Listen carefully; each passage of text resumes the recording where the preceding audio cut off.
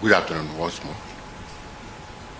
This is a press briefing by my humble self, Dr. George Chimezie, FCA, MNI, immediate past head of service of Rivers State. My dear people of Rivers State, it is with humility and every sense of responsibility and a sense of patriotism that I stand to address you today as your former head of service and someone who served from my heart. You will recall that I was appointed as head of service by our suspended governor, Governor Siminalayi Fubara, Grand Service of Rivers State.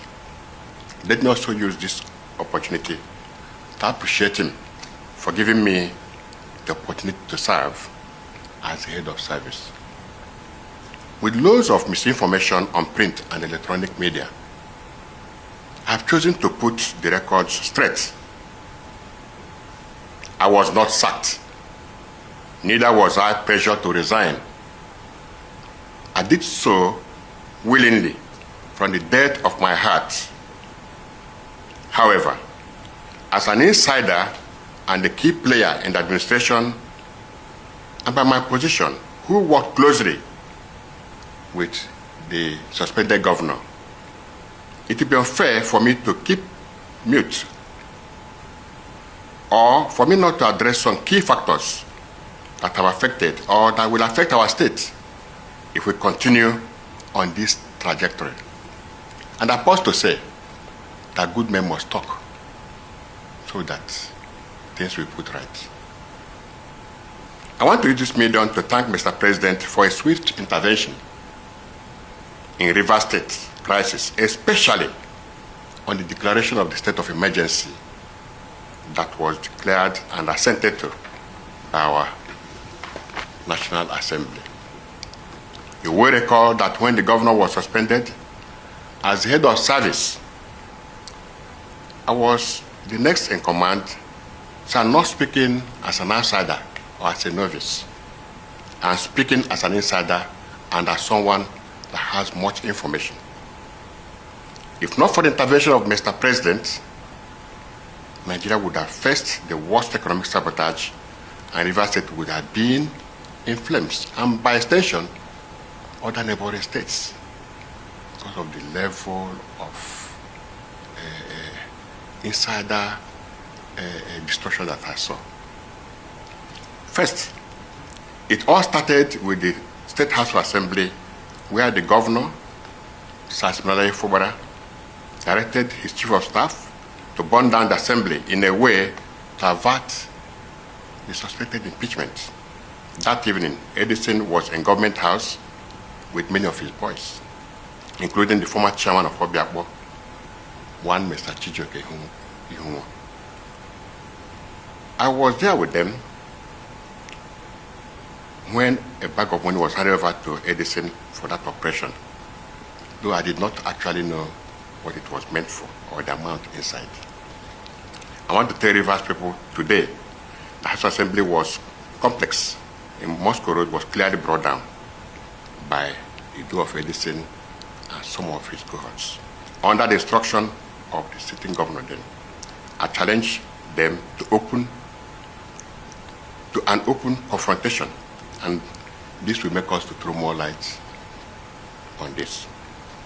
A day after that incident, I almost resigned, but I was very scared because I know the power of a sitting governor, and he knew that I'm aware of the whole plan and that I am discomforted with the unconscionable acts and deliberate posture of innocence and mien of a sheep.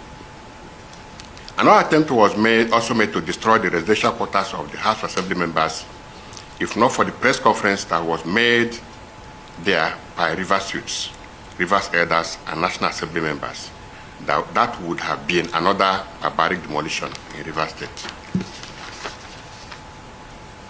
I came to realize that they actually wanted to demolish that second building because after some weeks, he, the governor, personally told me, company of others that he knew that if he knew early, he would have gone to pull down their hall before visiting the residential quarters of the assembly, and that he didn't actually know what they had, that they had such a beautiful hall where they are using now for sitting.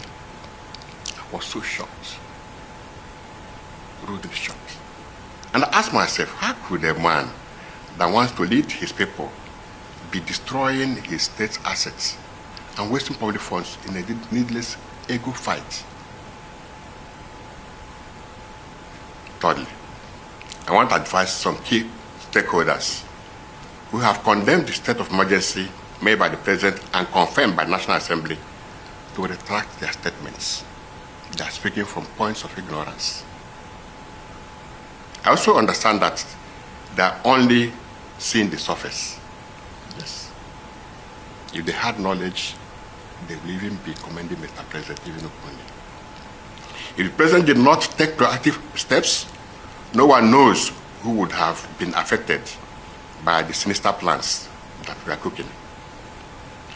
While I thank Mr. President for the state of emergency that was declared in Rivers State for a period of 6 months, I will plead with him not to give up on Rivers State affairs, because a lot is going on there with Governor Fubara. One of the factors that got me removed was when Governor Fubara told me that they will use the judge to decide who will become the next president of Nigeria. And I asked him, how will that work? Is it by votes or by what means? I'm still worried. I'm still worried. He clearly told me that he is the chief security officer of Rivers State and his brother is in charge of Bayelsa State. And all the pipelines are under their care, that at the appropriate time, they will tell the boys what to do, and fund was not an issue at all. That was when he made that statement in his public function, that, and I quote, I will tell the boys what to do at the appropriate time. Deep down in me, I knew that something was up, and perhaps the time was near. He boasted to be the David that will bring down the Goliath of Rivers State, that he has the backing of the creme de la creme in the state, the likes of our former governor, Dr. Peter Odele, and family promised to use their contacts in the judiciary, including some members of the University Council, to break new grounds for him. The plan was to start from just-speaking areas to destroy oil facilities, to remove attention from the jaw and make it have a statewide look. The Goni, Oyibo, and other areas were to be bombed first before the jaw zones. This would have brought down the government of President Tinubu and usher in a new president from the coalition of political parties with a vice president, possibly himself, as he was posted. The media was recaptured by paying heavily for airtime and retaining the social media influencers and known social critics in their payroll. I'm not aware of what this revelation means, but I'm doing this to free my conscience and warn those innocent persons that are used to sway public sentiment that there is more than meets the eyes in the Rivers matter. Sometime I sleep over in government house, it has started becoming very uncomfortable when Governor Bala Muhammad and some other stakeholders started several natural visits to Rivers State. I recall that one of such visits, he told me that he would support Bala Muhammad for president or any other northerner. That discussion is still ongoing, I'm pretty sure. Though I was not bothered about who he supports or not, I was more concerned about the quantum of state resources that were being released to these visitors at each of those unwanted visits. Let me draw the attention of Nigeria Labour Congress to call the chairman of the Rivers State chapter to order to avoid politicizing labor I am privy to several private meetings between the governor and the labor leaders in the state, and largesse that accompanied each meeting to compromise the labor union. And I was to ask, why? What is actually the benefit to get from all this unnecessary destruction? More worrisome is several meetings between the governor, his chief of staff, and some military leaders. Details of these meetings are not privy to, since I was not allowed into such meetings. However, each meeting ended with huge sums of money paid attendees in hard currency. I wish to state categorically that Rivers people are indeed Nigerians, are the beneficiary of the declaration of state of emergency rule in Rivers State, and not Governor Fubara.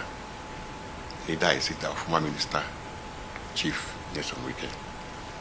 Finally, I wish to call on Mr. President to urge the civil administrator to step up his guards and be very vigilant, because I am aware of the sinister arrangements and dastardly plans to continue to hatch their plans if not put in check.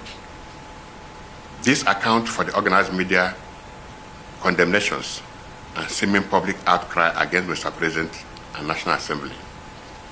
Those who love democracy, those who love Rivers State, those who love development in any ramification, and those who love humanity in general will always protect humanity and democracy.